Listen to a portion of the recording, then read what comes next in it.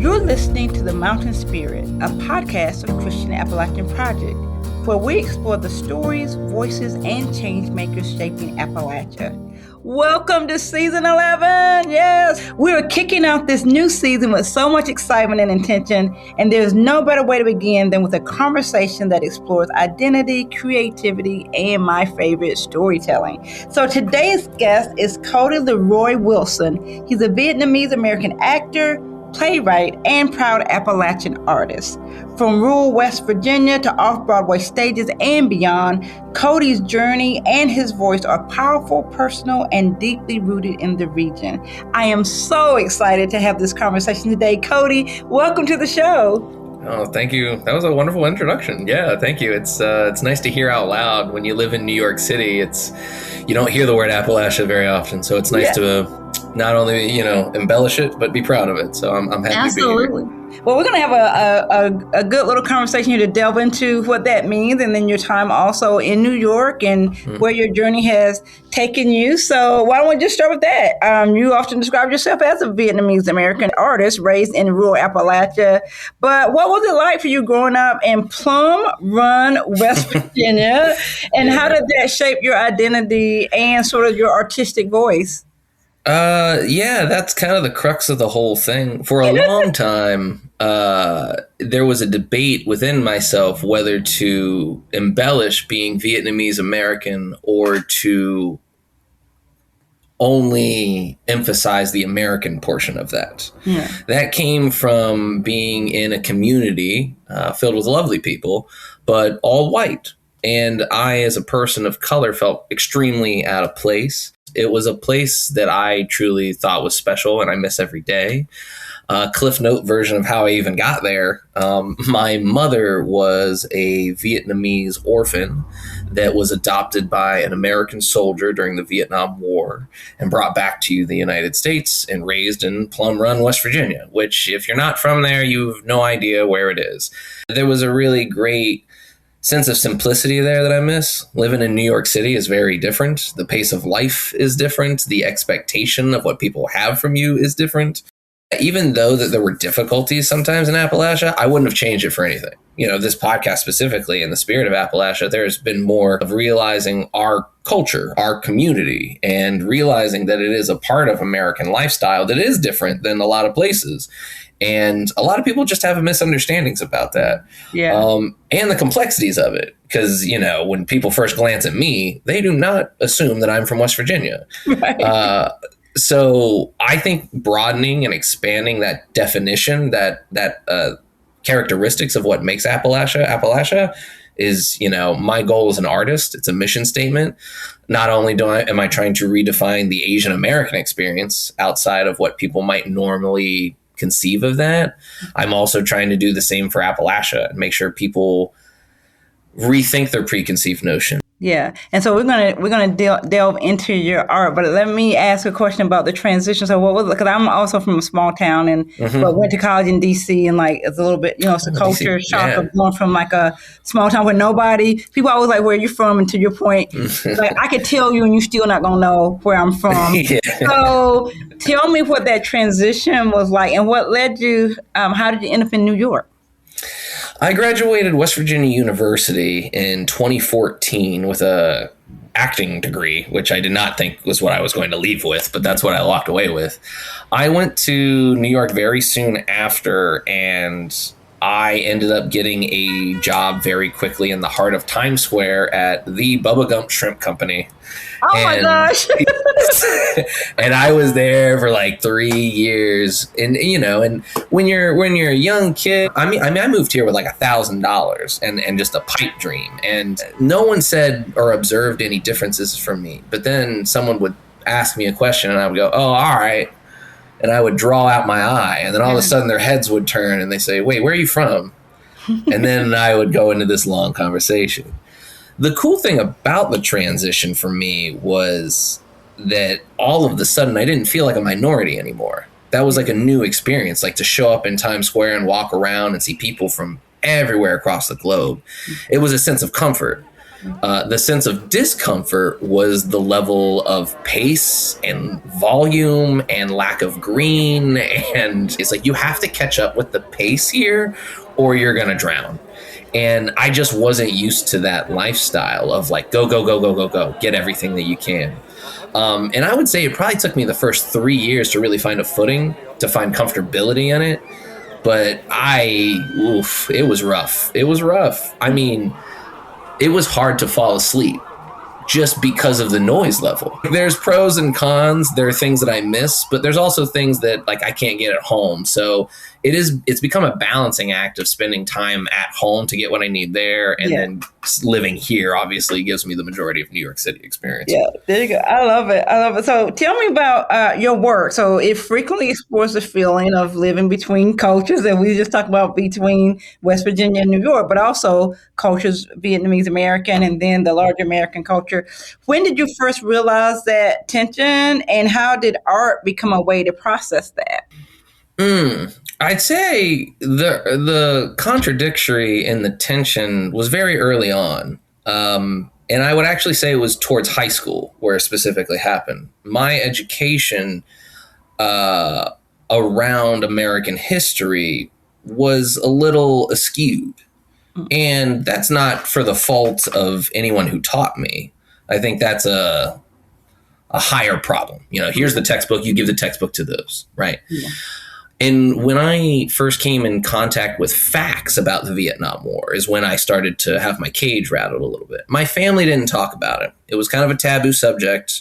That war was left in Vietnam, and my mom was American, and that was our family dynamic. So as I got older and I started being exposed to the Vietnam War in terms of education, I began to realize that there had to be some contradictory evidence here. Because while American history was stating that it was called the Vietnam War, the Vietnamese were calling it the American War. So right away, just based on the label, I knew there were two perspectives. And if I, as a person of color, am looking inside my textbooks and I'm seeing an unfortunate circumstance befall someone who looks like me, but then I am looking around the classroom and the heroes look like all of them, I just felt displaced. And it wasn't anything malicious that anyone was doing to me, but it was an internal conflict of trying to figure out what that means. Yeah. When I got to college, I actually enrolled to be an international studies major because I was going to get a real job and go through the federal government and be in the FBI and do all those good adult things. And then I fell into acting, and I was the only Asian person in my class, but it gave me a sense of translation. Like everything that I was feeling as a minority in West Virginia, all of a sudden I was able to like get out on stage emotionally. Yeah. I don't know if that's the healthiest route, but that's the route we took. And I started doing a lot of Shakespeare. So once I left college, I auditioned. I did the only thing that I knew how to do as an actor, was audition and try to get as many roles as I could. And I was getting roles here and there. But representation in our industry is tricky. And the representation that I was able to fulfill was either stereotypical or it was lacking factual, realistic characteristics that I thought were into me. Because, you know, as much as I would love being in this film that celebrates, you know, Chinese culture, I'm a Vietnamese guy from West Virginia. We're missing things here. And it became when 2020 happened and the lockdowns occurred and there was a rise in Asian American hate, I really started diving into the writing process. And I feel like that was the time when I dialed into trying to get my personal story onto the page, which is where I kind of feel as though my career has sort of uplifted from my solo show, Did My Grandfather Kill My Grandfather?, which is an exploration in the hypothetical situation of my American grandfather actually being in opposition with my Vietnamese grandfather, which was based on a real nightmare that I had in college. And it was a what if situation that I couldn't get out of my body. So I wrote the story, and I'd say from 2020, even 2019 to 2020 to now, has been my focus of redefining the Asian American experience as an artist. Yeah. Because as I get older, I realize that everything that happened to me has a potential to connect with others even though their situations and circumstances are completely different. Yeah. Because there's a feeling of loneliness, isolation, cultural disconnect. And just because I might not relate to a Vietnamese guy in Southern California, that doesn't mean that we're not connected in some way. Yeah. And I think that's the real wonderful thing about finding my art to be more personal. The more personal it gets, the more it becomes an everyman story, if that makes sense. Yeah. And I think the other piece is too, I feel confident that other young people from Appalachia that go to other places feel that sense of isolation, loneliness, that, that's more region, from the region, that part of the culture versus ethnicity part of your heritage. And so that is interesting to me too, to think of those parallels.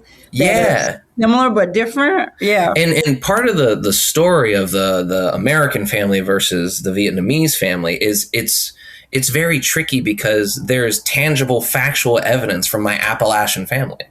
And I put them in the story, and I want that to broaden the spectrum of what includes Appalachian people, right? Yeah.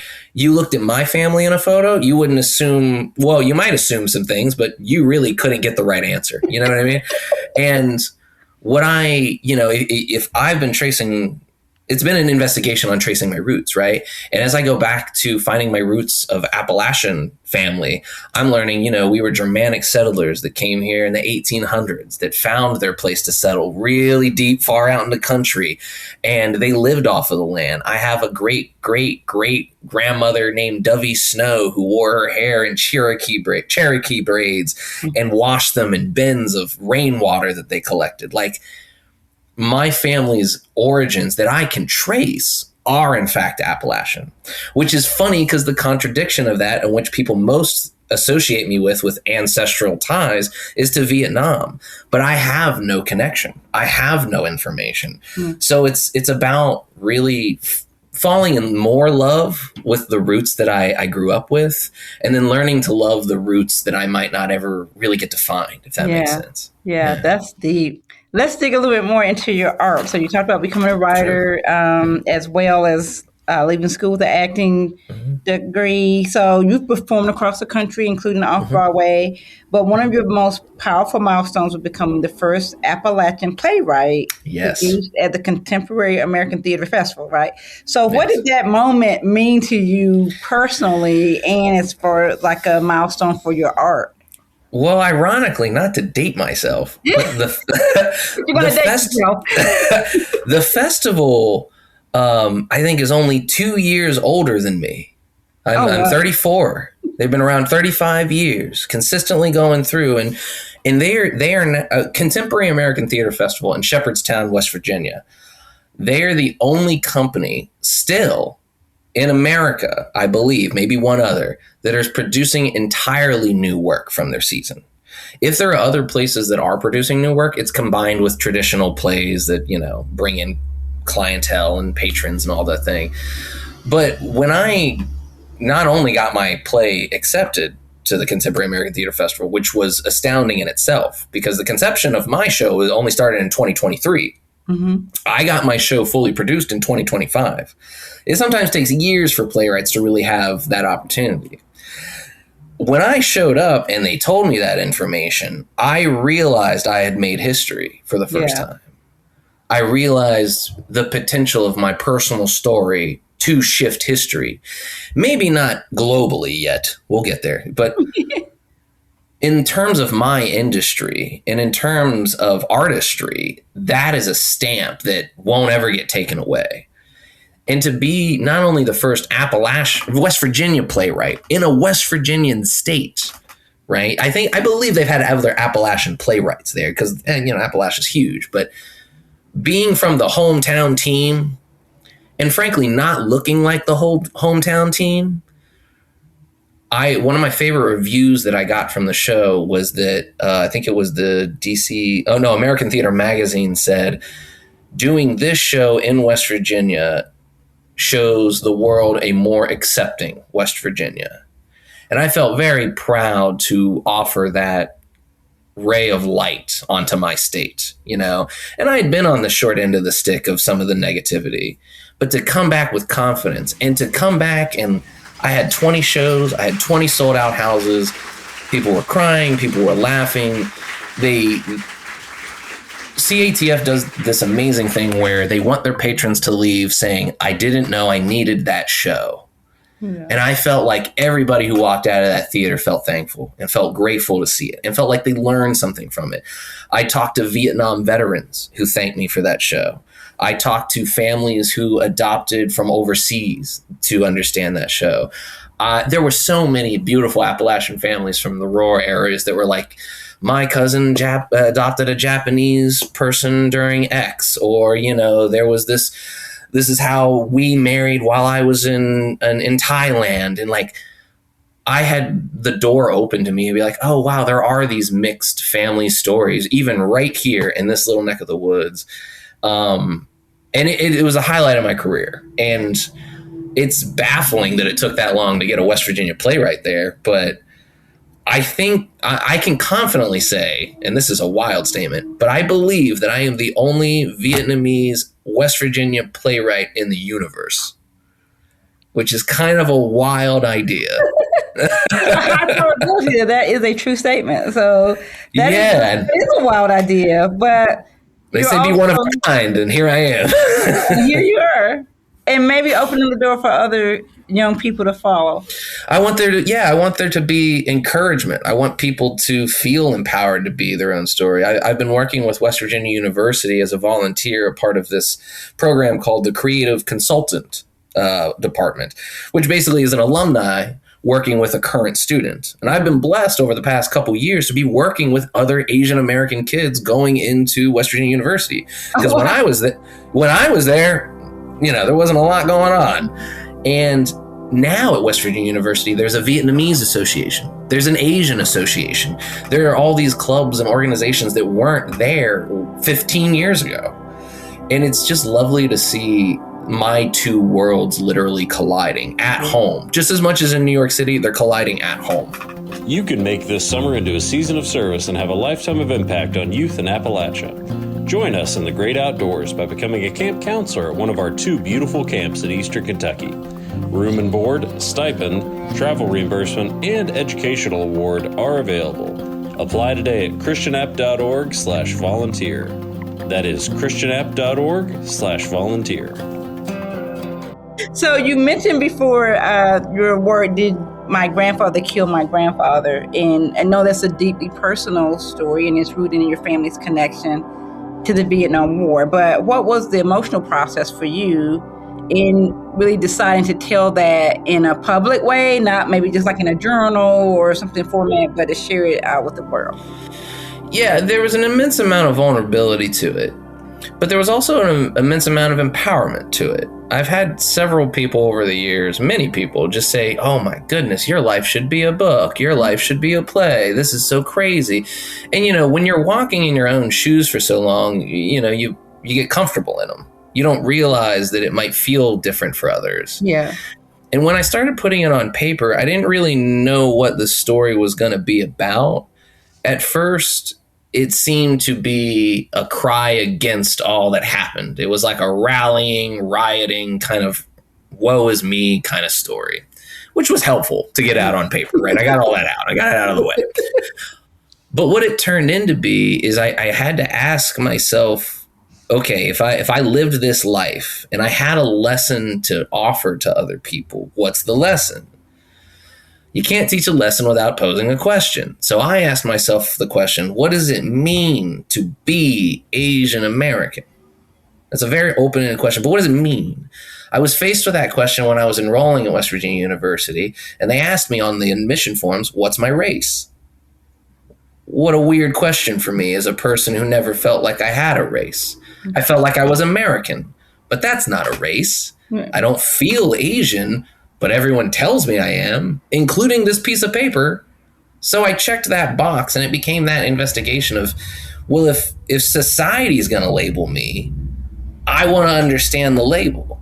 I want to read the ingredients. I want to know what's going on. And so it became a lesson even a broader lesson is as much as I answered about what it means to be Asian American for me, it's a veiled question to be asking an audience, whatever you identify, what does that mean to you? Yeah. Does that mean more culturally? Does that not mean as much significantly to you? You do have a choice. And I think that's the beautiful thing about living specifically in America, that we have, other places have it too, but we are a hybrid of millions of cultures. And I think I wanted to write the play to break down the walls between people and realize that, hey, that internal struggle that you're feeling of like, I don't know who I am, that's everybody, man. That's everybody. and I think the more I get comfortable with my own answer, the less vulnerability I feel while performing it on stage. Yeah.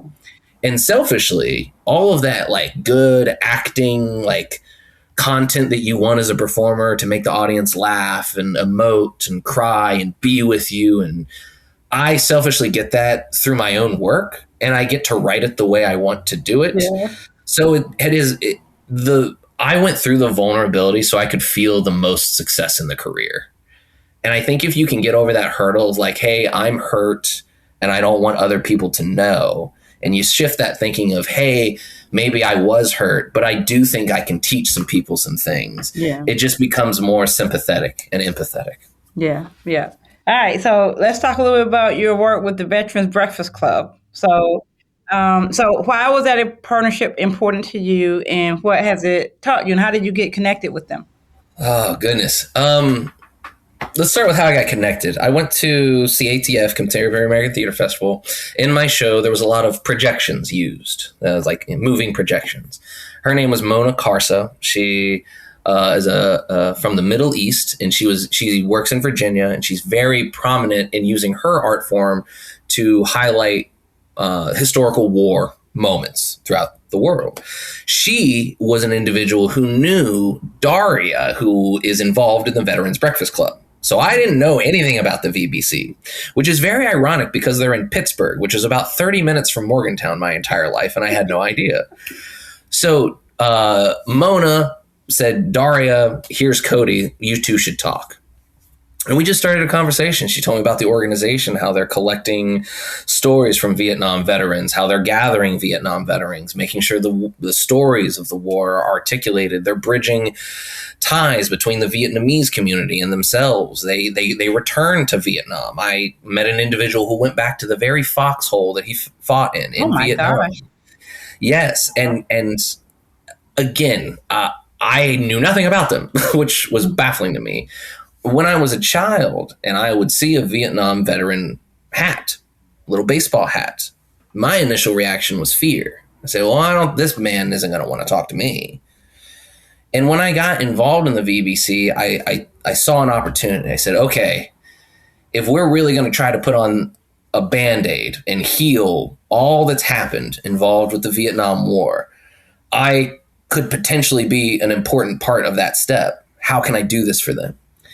And I wanted to honor my grandfather's legacy. My grandfather, my white grandfather in the show, his name was Lee. Actually, he's where I get my middle name, LeRoy. Mm-hmm. I never met him. He passed before I was of age.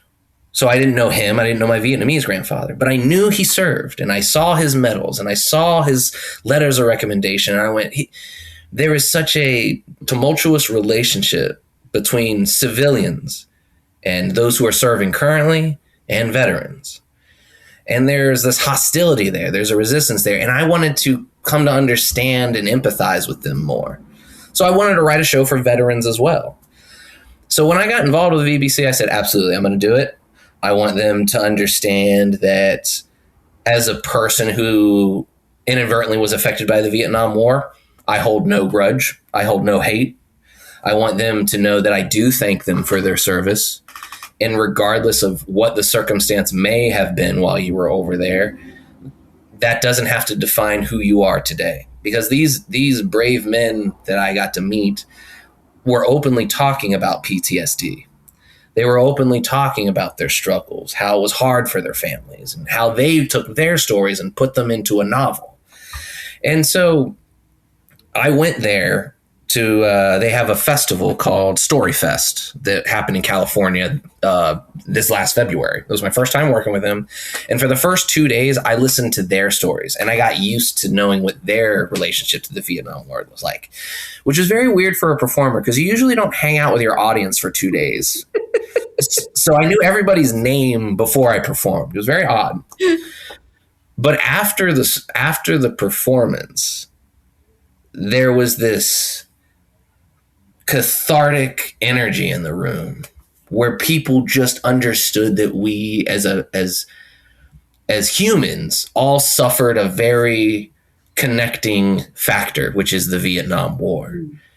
And that despite how awful that may have been, we were all laughing and smiling and drinking by the end of it. My relationship to the VBC is something I hope to never lose. I've always felt that I had a misunderstanding of what a Vietnam veteran went through, just as much as they misunderstood what the Vietnamese population was going through. Yeah. And if I can be one of those people to start a communicate with them, start a dialogue with them and an understanding with them, then, well, isn't that the whole object, is just be better? And I think we're being better with one another. And we are now, I'm working in association with the VBC, with their publishing company, Blue Ear Books, to hopefully convert my play into a full-length novel. Mm-hmm. So we have a working relationship currently, and we're hoping to get that out in 2027. We're hoping to get that book out. Yeah. Well, and where can you still see the performance someplace? Well, actually, there are a couple of opportunities. I'm hoping to actually transplant the show back to Morgantown, West Virginia, where I'll work with West Virginia Public Theater in Morgantown, and that's probably going to be the next showing. That's going to be sometime in August towards September, hopefully. And then I don't think anyone's going to be out there, but then I'm going to be, I think, in Illinois for a weekend as well. So I am hopeful to keep the show in production. That's always the goal, is to keep it going. All right. So that's a good segue into looking ahead. What kind of stories are you most eager to tell? And what can audience expect from you in the coming years outside of what you just mentioned? Oh, that's really great. Well, I have two plays that I'm excited about that I'm hoping to get out there and go on. The first one being specifically a Vietnamese tale called Saigon Cinderella, where it takes the original tale of Cinderella, spins it on its head, and where the stroke of midnight happens in the fairy tale, the Tet Offensive happens in the context of the Vietnam War. And that's kind of what breaks the fairy tale magic there. The second play that I'm excited for is entitled Civil War right now, and it is a parallel between the Vietnamese Civil War that took place between the North and the South, and the American Civil War that also took place between the North and the South. And the parallels between that, as if we can learn from the ghosts of our past. Yeah. While spending time in Shepherdstown, West Virginia, I had the pleasure of visiting some amazing battlefields. Gettysburg, right around the corner, Harper's Ferry.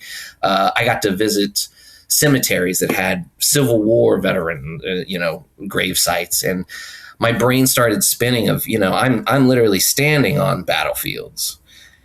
And I think that's the parallel that I couldn't help but draw, is like, that's what the Vietnamese people have been doing their entire lives. It was just regrowing on battlefields, recropping on battlefields. And I'm interested in exploring a complex relationship between a northern soldier, a southern soldier, and a freed black slave in the Civil War of America, and then three individuals from Vietnam who one sides with the North, one is a civilian, and one sides with the South. Yeah. So those are my two plays that I'm working on currently now. Okay, so tell me a little bit more. You talked about working with young people as well, and mentoring and helping in the studio. We didn't talk about that, so tell me a little bit more about that and how you're sort of investing in sort of the next generation of artists. Oh, sure. Yeah. When I first moved to New York City, I had an opportunity to work at this place called the 52nd Street Project. Mm-hmm. It's a nonprofit organization dedicated to giving back to the children of Hell's Kitchen. I never really wanted to work with kids, but being a young artist, you very quickly realize, children's theater is a good way to get experience. Yeah. So I started volunteering there, and I did like a older brother mentorship kind of project. And I had a couple kids that I helped from there. Things that I would do there is I'd help write kids' plays. They would tell me what they want on paper and I'd write it for them. Then we would perform on stage together. And then they would be the directors of the show. And so I found a love of giving back for the younger generation there, because some of them are lifetimers. They start the project when they're, 8, 9 years old. They graduate high school. They come back and work for the 52nd Street Project. Yeah. And when I moved out to Long Island, my partner, Bree, she got me a job. Again, it was post-COVID. I didn't have it. There weren't acting jobs. They shut down the theaters. So she was like, well, we're opening up our studio again. Would you like to come teach? And then I had to go even younger. I started teaching first and second grade theater, which I didn't even think was possible. But it gave me an opportunity to realize, I was in college, and that's when I found these tools that gave me confidence. Public speaking, using your voice as much as your body. And I've started teaching that to 6 and 7-year-olds. And I've watched their transformation go from these shy little kids to boisterous actors. And the studio here is so great. It's called Take a Bow Playhouse. And the studio is so great here that it is now expanded from pre-K all the way through to a college program. So I like to call us a little academy. We have a current teacher now who was enrolled at Take a Bow over a decade ago as one of like the original kids there. Now she's a teacher there. She's went to college. She's come back. She's taught. She's performing in the shows. And it is very rare to see almost 2 decades worth of interaction with a child. Like, you really get to watch them grow up. And I'm super thankful that I'm watching them gain the confidence that I needed at that age, and it's a great in-between gig. It's you show up, you get to do the theater, they laugh, you're friends with them. It's a wonderful community. And honestly, it's, for me, selfishly, when I was a kid, and playing with other little kids, it was me and then a bunch of white kids. Yeah. I go to this studio and there's, all walks of life: Indian, Asian American, Jewish American, Russian American. Like, it's crazy how the list is. And my heart sang so much when I got to see this little Asian girl play Elsa on stage, because she probably thought she'd never get to be Elsa, and she was there just living her best life. So I like working with the kids now, and I'm very thankful to be able to have the older program too, because a lot of young actors question, like, I want to go to college. I know I want to do this. I love this. Maybe I'll just take these skills and apply it elsewhere. And I'm hoping to boost their confidence and say, you can go. You can go do the thing. Yeah. And I'm hoping that there are a few out there that are going to listen to me and give it a go and try to do the acting role as well. You go. Yeah. I love it. Cody, our time has flown by. We're almost at the end here, but I want to sort of go back to sort of the beginning, kind of where we started. So, sure. What makes you proud to be Appalachian? I think what makes me most proud to be Appalachian is that feeling that you and I are sharing right now. That wholesomeness, that ease, that sort of, you're not out to get me and I'm not out to get you. I think I always tell people that growing up there made me a better person. I'm going to get emotional, but I'm an actor, so that's what I do. I really believe that if I'd have grown up anywhere else in context of my family, a white family adopting a Vietnamese immigrant, I don't think I would have the same appreciation for life. I don't think I would see colors as bright or feel things as deeply. And the thing I'm most proud about being Appalachian is that as a person of color who was taken from culture, it was the only identity I ever had. That was it, I didn't feel Asian, and I didn't consider myself American, but I was for sure Appalachian, from the way I dressed, from the way I talked, from the food I ate, from the people I hung out with.